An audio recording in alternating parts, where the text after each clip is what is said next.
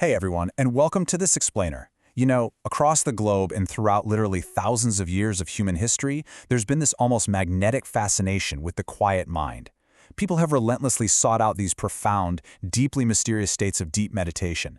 We're talking seeking it on freezing mountaintops, in remote ashrams, and yeah, right in their own living rooms.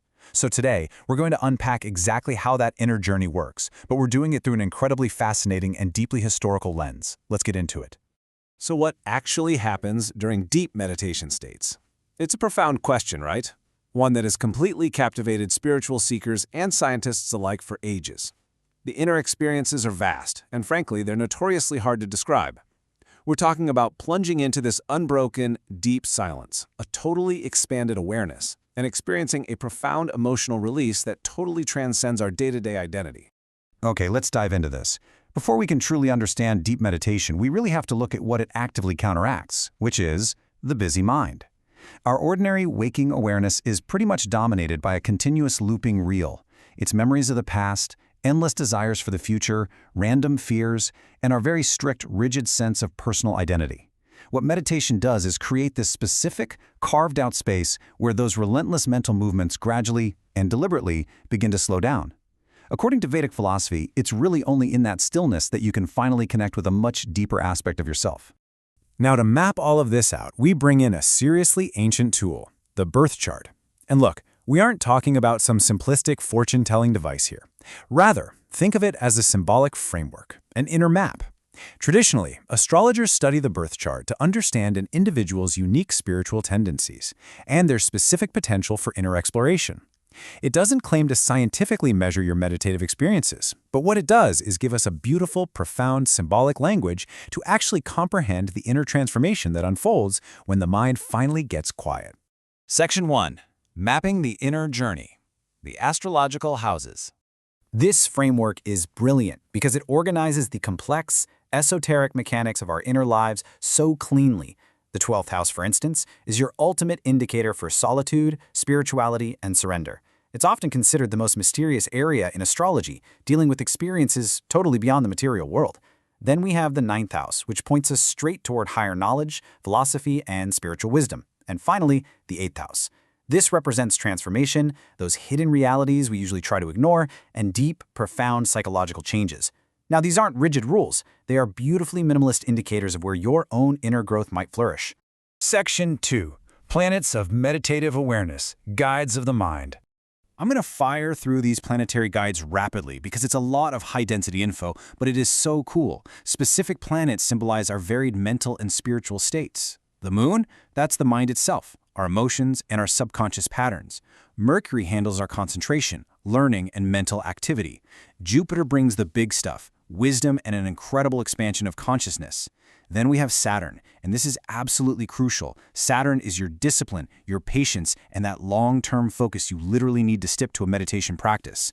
And finally, Ketu, which symbolizes ultimate detachment, past life impressions, and the relentless search for deeper truth.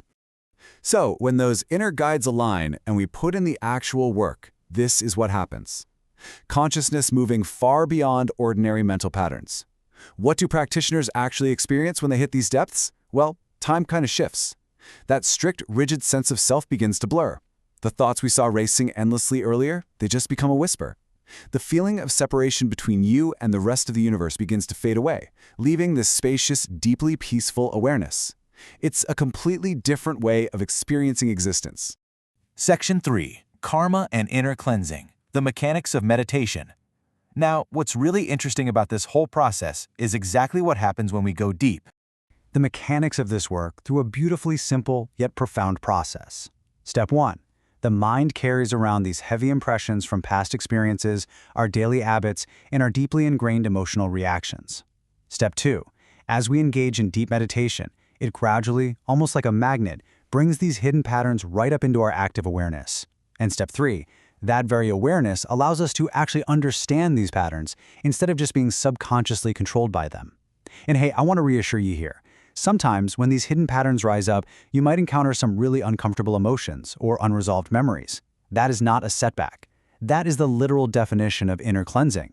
You have to see the pattern to clear the pattern, right? Section 4. Two Views. Science and Spirit. Because today, psychology and neuroscience have officially entered the chat. On one hand, modern science studies the highly measurable effects. We're talking about how our brain activity physically changes, how our stress responses drop, and our improved emotional regulation. But on the flip side, spiritual traditions explore the unmeasurable, highly subjective experiences, that expanded awareness, the quiet mind, the universal connection. By juxtaposing these two perspectives, we see they aren't in conflict at all. Science measures the physical brain for sure, but both are ultimately attempting to understand the exact same phenomenon, how meditation deeply, fundamentally transforms human consciousness. Section 5. Inner Silence, Outer Change, The Return. So the absolute crucial point is Bringing this esoteric stuff back down to earth, because the inner silence is really only valuable if it changes our waking reality. The true goal is to bring back real, tangible fruits, greater wisdom, increased compassion, improved patience, heightened awareness in everyday living. Finding peace in the cosmos dictates how you handle the very real challenges right in front of you. It dictates how you handle your relationships, how you react to a stressful text message from a coworker, and the daily choices you make.